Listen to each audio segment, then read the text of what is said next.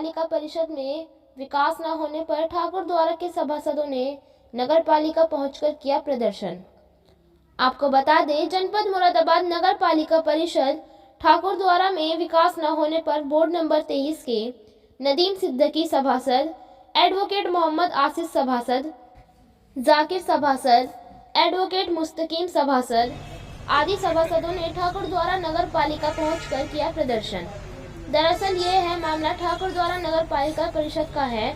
वहीं मौके पर पहुंचे हमारे संवाददाता ने जब नदीम सिद्दीकी सभासद से बात की तो नदीम सिद्दीकी सभासद ने बताया कि नगर पालिका परिषद ठाकुर द्वारा में कोई भी किसी भी तरह का विकास नहीं किया जा रहा है और बताया कि ठाकुर द्वारा नगर पालिका में सड़कें, नाली, लाइट व साफ सफाई की व्यवस्था खराब हो रही है।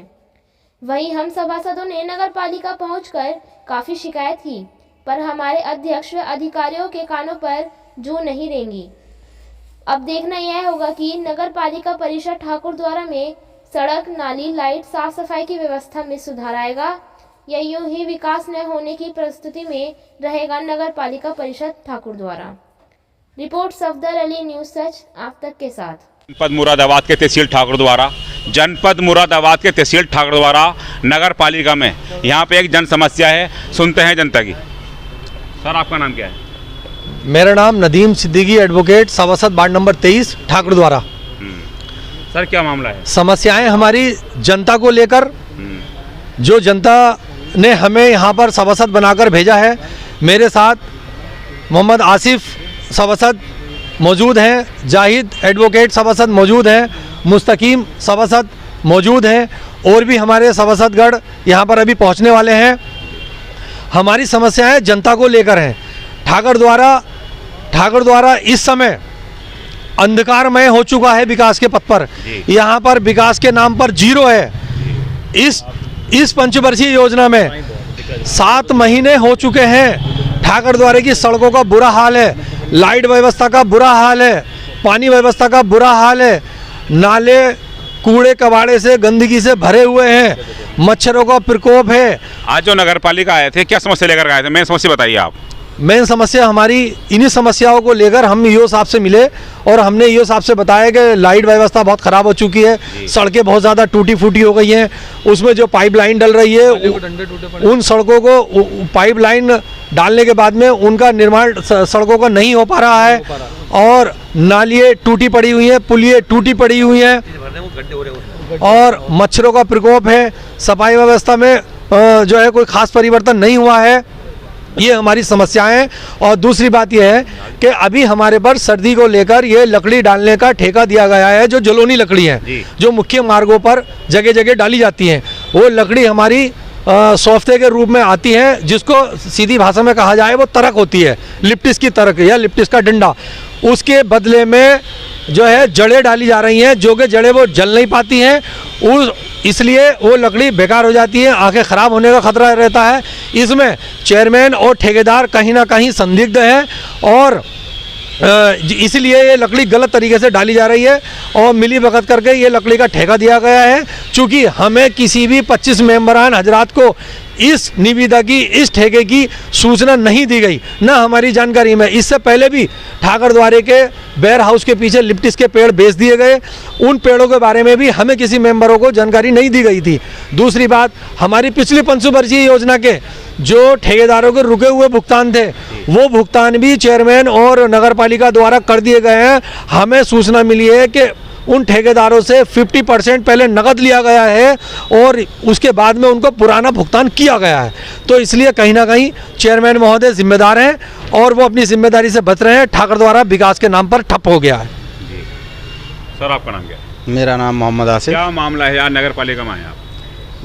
बड़े भाई ने जैसे कि बताया, सारे बिंदुओं पे प्रकाश डाला है। काफ़ी टाइम से हम लोग ये देख रहे हैं कि सभासद जो जीत करके आए हैं उनसे काफ़ी उम्मीद लोगों को रहती है। मैं जहाँ तक मानता हूँ कि शायद ही चेयरमैन साहब के पास पब्लिक इतने अटैचमेंट में रहती होगी जितना एक सभासद से हर मौजू पे रहती है कि छोटा सा भी काम होगा तो पब्लिक कोशिश करती है मेंबर्स को पकड़ने की, सभासद को। लेकिन पिछले 7 सालों में, 7 महीने में अभी तक कहीं पर भी हम ये नहीं कह सकते कि हाँ हमारे द्वारा वार्डों में या नगर पालिका की तरफ से हम ये सुविधा उपलब्ध करा पाएँ। जैसे कि मिसाल के तौर पे सबसे पहले हमने ये सोचा था कि अगर हम शिक्षित हैं, जैसे कि जनता ने हमें चुन करके भेजा है जी। तो कुछ सोच समझ करके वोट मतदान उन्होंने हमें दिया था, तो हमसे उम्मीदें भी थी और हमें आगे चेयरमैन साहब से उम्मीद थी, वो भी शिक्षित हैं और यही भरोसा जनता ने किया था उन पर, जो इतने मतों से वो जीत करके आए थे।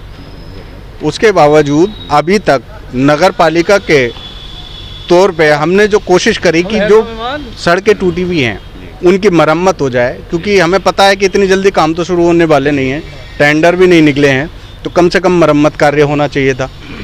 वो मरम्मत कार्य, नाली के टूटे हुए डंडे आज तक रिपेयर नहीं करा पा रहे हैं, जिसकी वजह से सफाई कर्मी नाली सही से नहीं निकाल पाते हैं। वो कहते हैं साहब मेंबर साहब ये नाले बने पड़े हैं, कम से कम इन्हीं को दुरुस्त करा दो।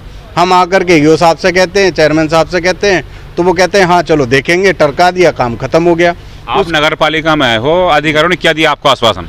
आश्वासन क्या दिया है कि आश्वासन 7 महीने से मिल रहे हैं, जबकि हमारे 15वें वित्त आयोग से वो कार्य किए जा सकते थे, उसमें अच्छा खासा पैसा पड़ा है, लेकिन उदासीनता है, कार्य के प्रति लापरवाही है, जिम्मेदारी है नहीं। जिन काम के करने से पैसा अर्जित होता हो वो कार्य नगर पालिका में हो रहे हैं। जनता के भले के लिए जो कार्य किए जाने चाहिए उनको बिल्कुल नज़रअंदाज किया जा रहा है। वो कोई सा भी काम उठा करके देख लीजिए। मैं पूछना चाहता हूँ, जो पिछले 5 साल का पैसा जो ठेकेदारों को दिया गया है, क्या वो पैसा रोक करके नगर में विकास के तौर पे नहीं लगा सकते थे? जब आपके पास अगले 5 साल में आपके पास मद में फंड आता तो आप दे सकते थे उस पैसे को। आप मान लीजिए अगर किसी ठेकेदार का 10 लाख रुपए रुका हुआ है, तो वो 10 लाख रुपए अगर 2-2 लाख रुपए करके नालियों के डंडे में रिपेयरिंग में लग जाते तो कम से कम वो नाली भी सफाई अच्छी से हो पाती, सफाई कर्मी भी सही तरीके से रहते। इतनी भयंकर बीमारी से अभी हमारा शहर गुजरा है, डेंगू बीमारी से, उसमें भी राहत मिलती, क्योंकि नाली सही से साफ होती तो बीमारी भी कम होती। लेकिन कहने के बावजूद भी किसी अधिकारी ने या चेयरमैन साहब महोदय ने उस बात को तवज्जो नहीं दी, जबकि वो सबसे प्रथम कार्य था। उसके बावजूद अब लाइट की बात कर लें, लाइट के मुद्दे पर अगर हम आ जाएं तो लाइट की व्यवस्था भी यही है कि अगर हम किसी कर्मचारी को लाइट की व्यवस्था के लिए फ़ोन कर देते हैं तो ये कहते हैं कि साहब अभी तो लाइट रिपेयर होने गई हुई, हमारे पास नहीं है। अभी परसों ही 2 लाइटें मेरे एक वार्ड की गली की ख़राब हुई, मैंने वसीम भाई को फ़ोन किया, मैं वसीम भाई 2 लाइटें चेंज होनी है, तो सीधे छूटते ही उन्होंने ये कहा कि भाई साहब सीढ़ी टूटी पड़ी है, सीढ़ी भी नहीं है नगर पालिका के पास। अब आपसे मैं ये पूछना चाहता हूँ कि जो पैसा लाखों रुपए में दूसरों को ट्रांसफ़र करा जा रहा है, किसी भी मद में किया जा रहा है, क्या ये छोटी छोटी चीज़ें देखने के लिए कौन आएगा? उन लोगों की समस्या है। मान लीजिए अभी कर्मचारी जाए, वो इसी टूटी हुई सीढ़ी को लेकर के लाइट लगाए और वो उसके साथ में कोई हादसा हो जाए तो उसका जिम्मेदार कौन? वो बेचारा गरीब आदमी मारा जाएगा। लेकिन इनकी नींद नहीं टूट रही, चाहे ईओ साहब हो चाहे चेयरमैन साहब हो।